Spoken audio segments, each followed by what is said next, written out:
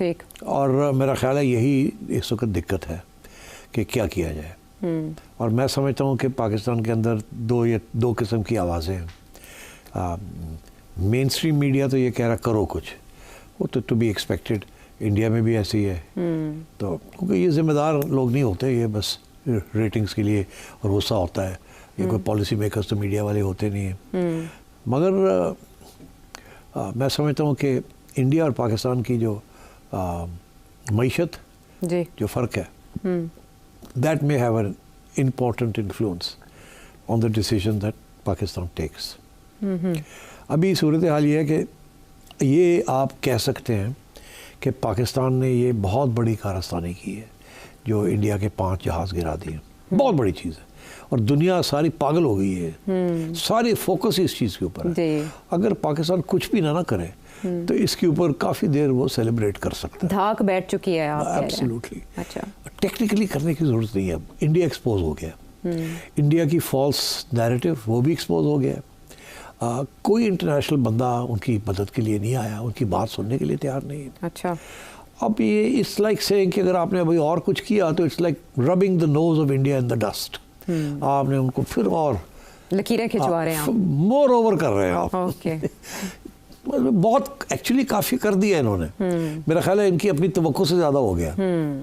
इनका ख्याल होगा कि वो आए, एक आध होगा, यहाँ तो ठीक ठाक खड़का के रख दिया, और जिसकी वजह से सारी दुनिया जो है परेशान हो गई। टेलीग्राफ होया कि और ये अभी मैं आपसे डिस्कस करता हूँ कि क्या हुआ है, इसका जो रिपरकशंस है दुनिया के अंदर, फीडबैक जो है कि ये पाकिस्तान ने जो किया है इसके साथ किसकी शोहरत बढ़ी है और किसकी लाइन पिट गई है और क्या लोग परेशानी है, और सारी दुनिया की एयर डॉक्ट्रिन्स और वो सारी अब चेंज होने जा रही है। मैं आपको बताता हूँ, बट तो मैं ये समझता हूँ कि इन्होंने कर तो बहुत कुछ दिया है। अच्छा, और अगर ये भी और कुछ नहीं भी करते, और एक ज़्यादा हाई मॉरल ग्राउंड लेते हैं कि हम कर सकते हैं जैसे हमने करके दिखाया है, मगर हम नहीं चाहते, दुनिया हमें कह रही है कि हम तस्लीम करते हैं कि आपने अपना इंतकाम ले लिया है और करने की ज़रूरत नहीं है। तो अगर ये इस किस्म की ये पॉलिसी फ़ैसला होता है कि और हमने नहीं करना क्योंकि हमने अपनी मईशत को भी बचाना है, तो अभी वो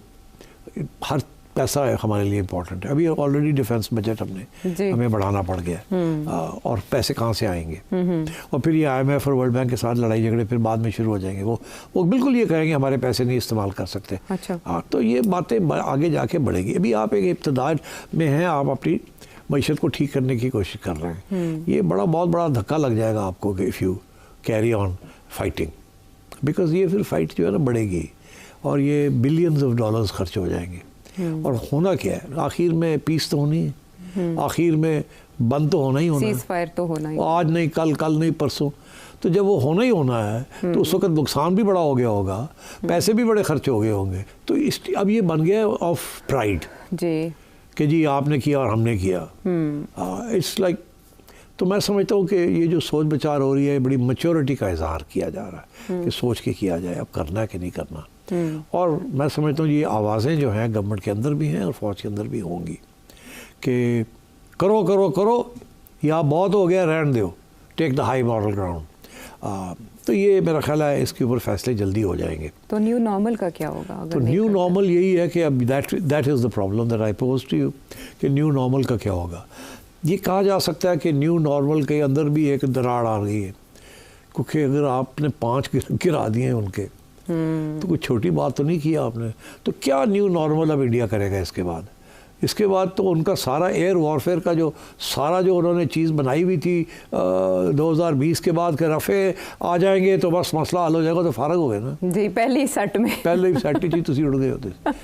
ठीक है, और अब तो वो देखे ना, वो चाइनीज़ कंपनी जो बनाती है J10 और J17, वो तो उसके स्टॉक मार्केट, उसके स्टॉक से 40% बढ़ गए और इनके गिर गए 10 होके, तो फ्रेंच कंपनी जो है। और फ्रांसीसी बहुत नाराज़ है कि यार कीता की साढ़े नाल जी ना कटवा दी उनकी कंपनी की। और ये कह रहे थे कि ये अमेरिका का जो F-35 है उसके बाद this is the best aircraft in the world, the multipurpose aircraft in the world with such advanced technology. वो चीनियों ने आगे फॉरन करता है, हाँ। ठीक है, at half the price. Right. तो अब सोच देखिए, अब सारी अफ्रीकन कंट्रीज, छोटे मुल्क जो हैं, वो जिनको अमेरिका नहीं देता, फ्रांस नहीं देता, या पैसे नहीं होते, चाइना की तो लाइन लग गई, लाइन लग जाएगी इन जहाज़ों के लिए, ट्रेनिंग ये वो, ऑर्डर्स आने शुरू हो जाएंगे, मौजा ही मौजा। पाकिस्तान के पास लोग आएंगे, हमें ट्रेनिंग करे, हमें ये करे। बाय द वे, पाकिस्तानी ने, जो मेरी इंफॉर्मेशन है, ये कतर ने खरीदे हैं ना, तो मेरा ख्याल है पाकिस्तानियों ने एक जाके नजर लगा ली है वहाँ भी। अच्छा, मेरा ख्याल है, बट आई वुड इमेजिन कि कतरीज ने राफेल खरीदे हैं ना। मैं ये समझता हूँ कि शायद हम लोगों को बुलाया था कि दिखा दो, ऐसा कर दे, दोस्तों की है। अच्छा। तो इन्होंने जाके कुछ मूवी लिया थोड़ा तो इनको बहुत कुछ पता है अबाउट दी ऑपोजिशन, इसीलिए they used it to good effect. No doubt. So I think exceptional.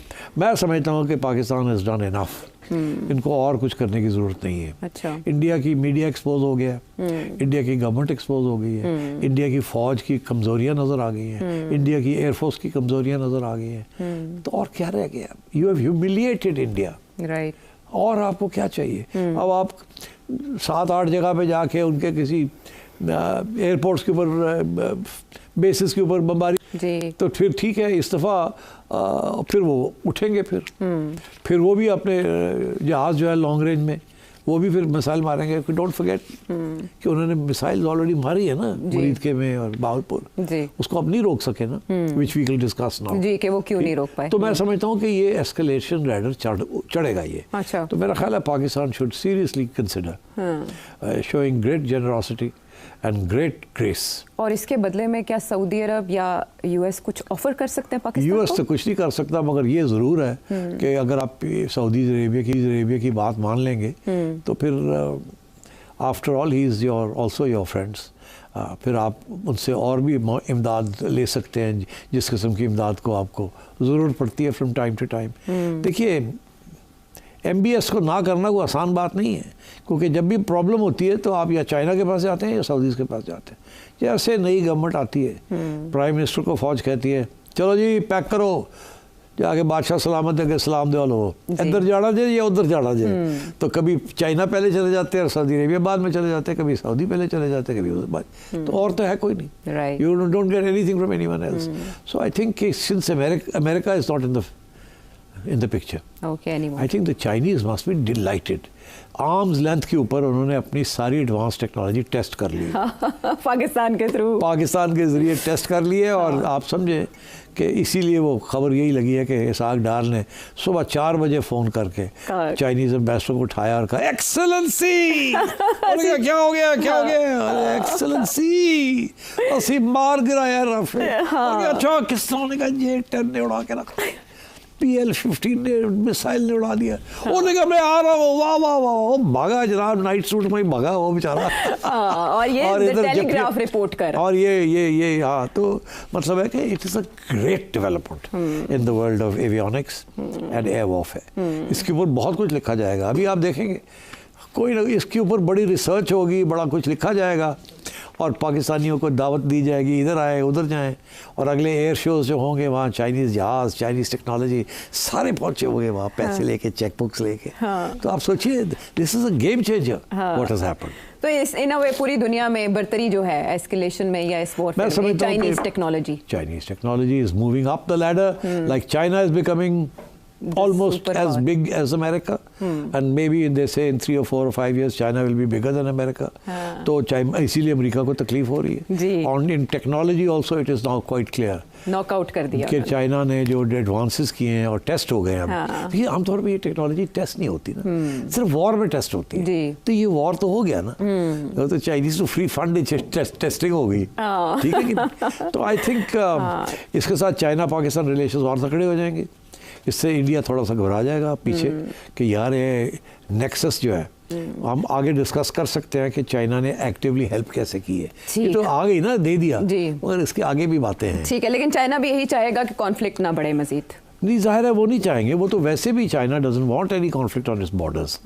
मगर वो ये है कि they have a conflict with India, they want to settle it, India करता नहीं है। If we have a conflict with India, we want to settle it, but India करता नहीं है। जी, इंडिया नहीं करता। I think अभी तो खैर इंडिया की मिडिल क्लास बिल्कुल ही वो फाशिज्म की तरफ जा रही है। उसका तोड़ कैसे होगा या उनका वो मीडिया क्या कर रहा है? इंडिया की आवाम खुद फैसला करेगी ये बीजेपी को कैसे निकालना है, और ये जो जहाँ ले आया है बीजेपी इंडिया को, इसको कैसे रिवर्स करना है। That's there problem. We been through it Zia के ज़माने में एंड सो ऑन, और इतना आसान नहीं होता रिवर्स करना। We are still suffering from it, but I think slowly the BJP government will be exposed. मेरा ये प्रेडिक्शन है कि अगली इलेक्शन बीजेपी नहीं जीतेगी। This will come to haunt them. ये जो हुआ है सब कुछ, जो मर्जी कर ले वो, ये एक्सपोज हो गए। इंडियन मीडिया एक्सपोज हो गया। इंडियन मीडिया तो अपने आप को बचा लेगा बाय रिट्रीटिंग, और अपनी गलतियां तस्लीम कर लेगा by now becoming more critical of the BJP. But BJP will lose ground. Kashmir के अंदर उनका जो बयानिया था कि हमने 80% नॉर्मल सी कर ली है, बस इक्का दुक्का रह गया वो भी हो जाएगा, वो सारा धज्जियाँ उड़ गई। अब जिस तरीके से कश्मीरी स्टूडेंट्स को, कश्मीरियों को in the rest of India treat किया गया, तो वो कंफर्म हो गया है। इंडिया की मीडिया को भेजा वहाँ के जाके उनसे कोई बयान निकलवा लो। एक कश्मीरी ने पाकिस्तान के खिलाफ बयान नहीं दिया। वो मुंह में आगे रख के रखे कि कौन आगे ये पाकिस्तान ने किया है, बल्कि हमें नहीं पता किसने किया। उन्होंने कहा आपकी फौज क्या कर रही थी यहाँ पे, इंडियन फौज क्या कर रही है, क्वेश्चन ही है। India has exposed itself. तो मैं ये समझता हूँ कि ये बिल्कुल बैकफायर कर गया है। जो भी हिंदुस्तान का प्लान था इस गवर्नमेंट का, वो बैकफायर कर गया। बीजेपी ने इस तरह से फॉल्स फ्लैग ऑपरेशन के अपनी कब्र खोद ली है, और आइंदा के लिए उनका इक़्तिदार में आना इतना आसान नहीं होगा जितना माजी में वो आते रहे।